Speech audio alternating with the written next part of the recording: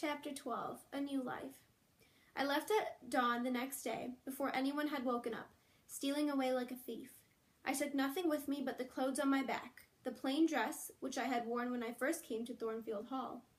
In my haste, I forgot to take my purse. All the money I had on me was the 20 shillings in my pocket. I was afraid that once they discovered I was missing, they would come after me, so I did not take the road but walked through the woods and fields. I had no sense of direction and no idea where my wanderings would take me. All I could do was keep going. It was spring. The fields were covered with flowers, the trees were shining with new leaves, and the birds were singing.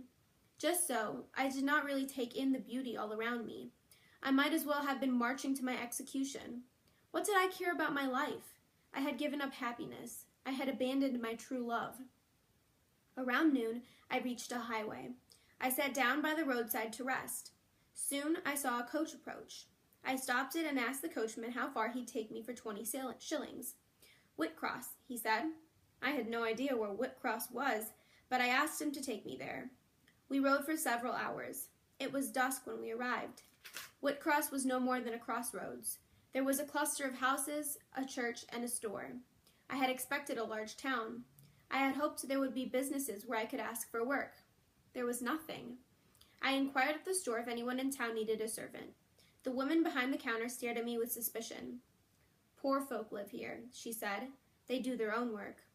I did not know what to do. There must be a town near here, I thought. I'll walk on.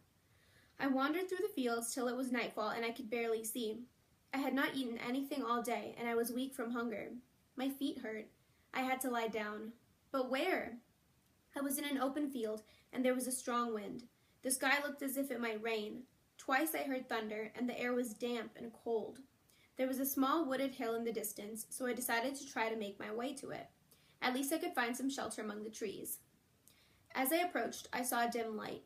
It glowed like a star in the mist, but close to the ground. It must be a candle in the window of a house, I thought. It flickered in the darkness like a dim ray of hope.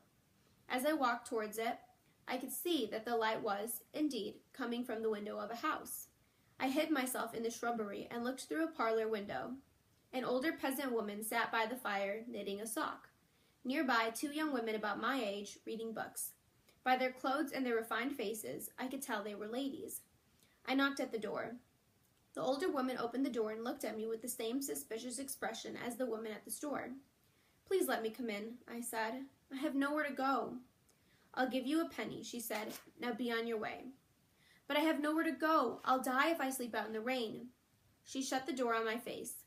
I turned around and started to move away when I heard footsteps behind me. I was terrified. A man approached. All men must die and meet their Maker, he said, but no person in want shall be turned away from my home. I saw that he had clergyman's clothes on.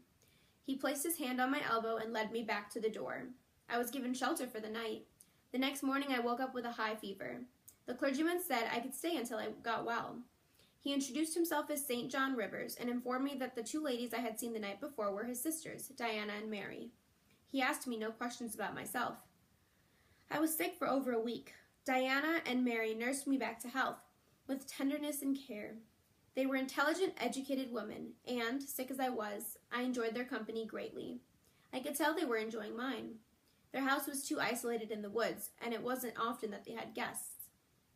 When, at last, I felt well enough to be on my feet, I got up and put on my dress. They had washed, ironed, and mended it where the hem had been torn by my long walk through the fields. Their kindness brought tears to my eyes. I went down to the drawing room where they were all gathered. I don't know how I could ever repay you, I said.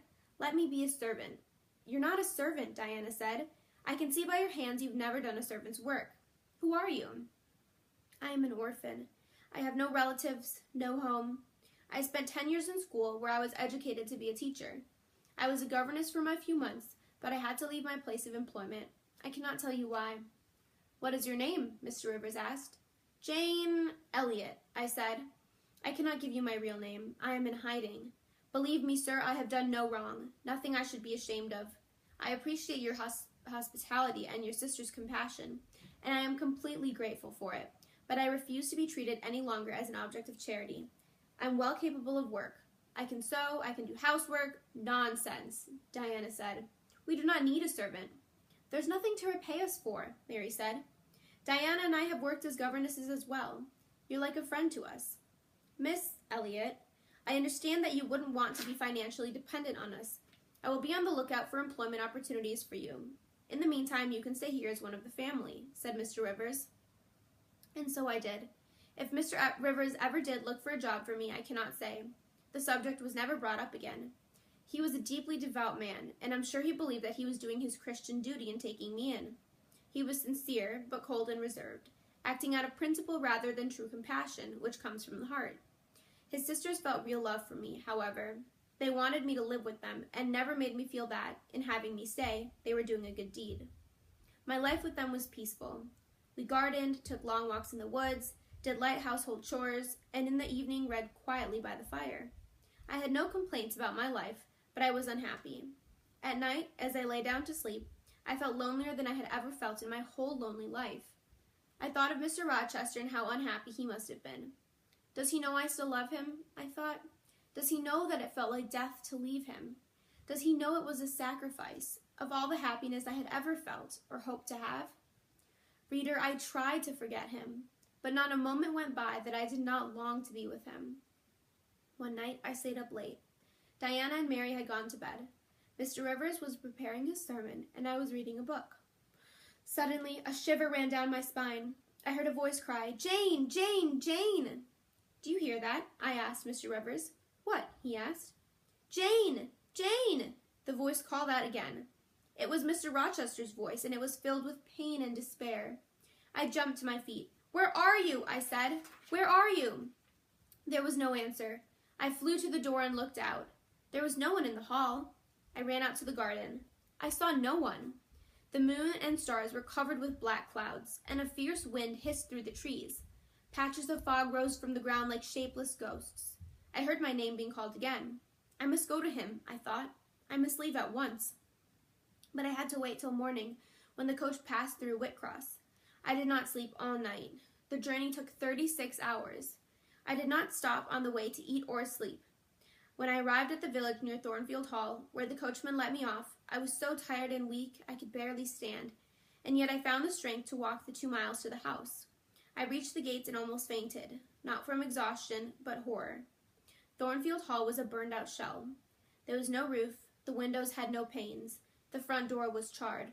A lone figure was sitting on the stoop. As I approached, I could see it was a man. He was wearing no hat, and his hair was singed, standing up in tangled tufts. His face was blistered and swollen. His eyes were wide open, but there was no light in them. He stared without blinking. As he heard my footsteps, he called out, "Is someone there?"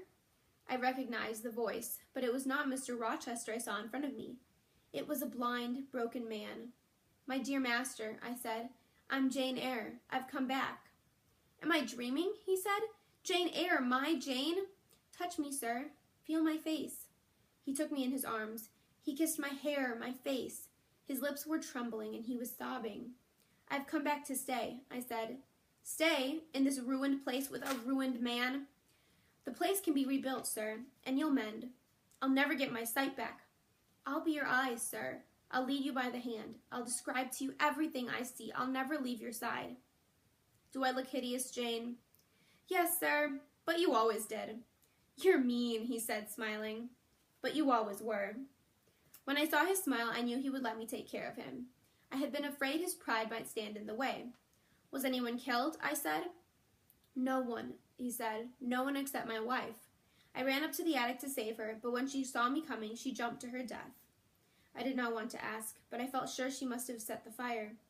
"Is your house still livable, sir? Is anyone living here?" "The back of the house is intact," he said. "Adele is away at school, but all the servants and Mrs. Fairfax are here. Let's go in and have supper, sir." "Edward," he said. "Let's go in, Edward." Hand in hand, we walked inside.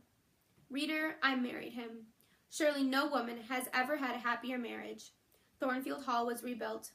In time, my husband regained sight in one eye. When our first child was born, he could see that the little boy had inherited his features. "A hideous face like mine," he said, smiling with delight. "A handsome man he'll be," I replied. The end.